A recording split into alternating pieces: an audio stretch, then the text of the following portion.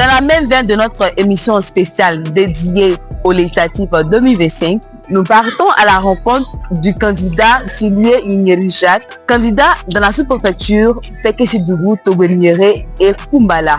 Dans cette vidéo, vous allez découvrir c'est qui Nyeri Jacques, quelles sont ces différentes actions qu'il aura à faire si au soir du 27 décembre 2025, il est réélu député.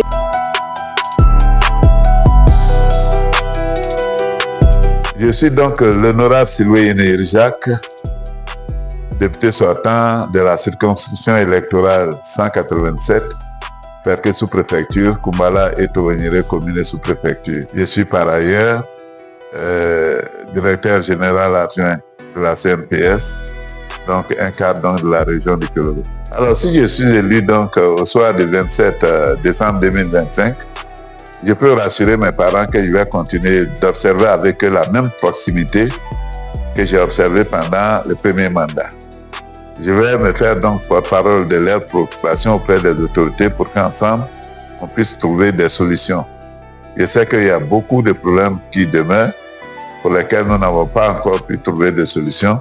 Ces problèmes-là, nous allons les prendre en main et voir avec les autorités comment on peut apporter progressivement des solutions.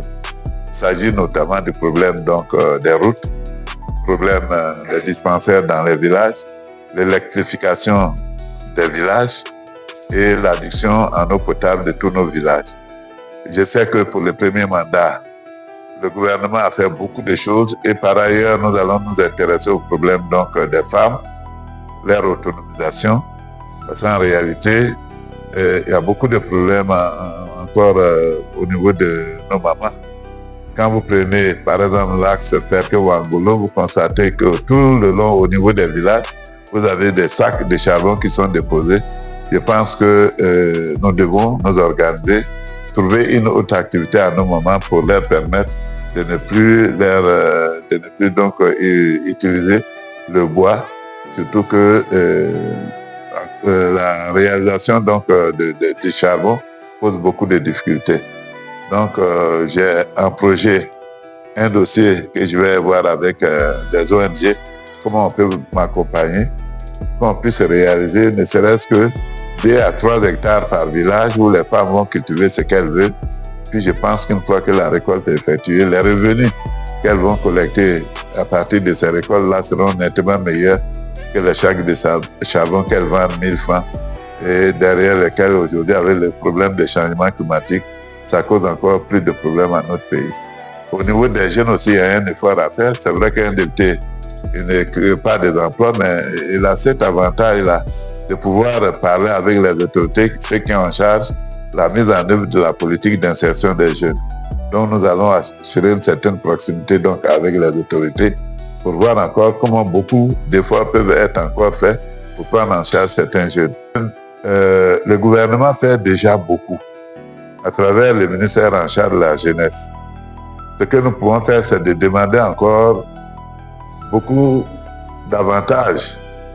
Sinon, le gouvernement a déjà créé pas mal d'occasions d'insertion des jeunes, mais nous allons demander au gouvernement de renforcer donc la prise en charge des jeunes, parce que vous savez, notre population est très jeune. Donc aujourd'hui, le problème de l'emploi, c'est un problème qui est vraiment sérieux. Je sais que le gouvernement le prend donc en charge déjà, mais nous allons demander de renforcer. Donc, et je pense que le rôle des députés, c'est de voter le budget, c'est de mettre un accent particulier sur les crédits qui sont accordés donc au ministère de la Jeunesse pour que le maximum de jeunes puissent trouver l'occasion de s'insérer dans le tissu économique. Mon message, c'est de demander aux parents de sortir massivement le 27 décembre 2025 pour aller donc me voter. C'est ça, et leur demander aussi vraiment de voter dans la sérénité, comme l'a recommandé le président de la Commission électorale indépendante. Une élection, ce n'est pas une occasion de se faire parler, de faire la bagarre. Il faut aller voter sereinement dans la paix, dans la convivialité, et qu'en réalité, le meilleur l'emporte. Mais je suis convaincu qu'au soir du 27 décembre 2025, je serai le meilleur. Donc, la personne élue par nos parents. Je vous remercie.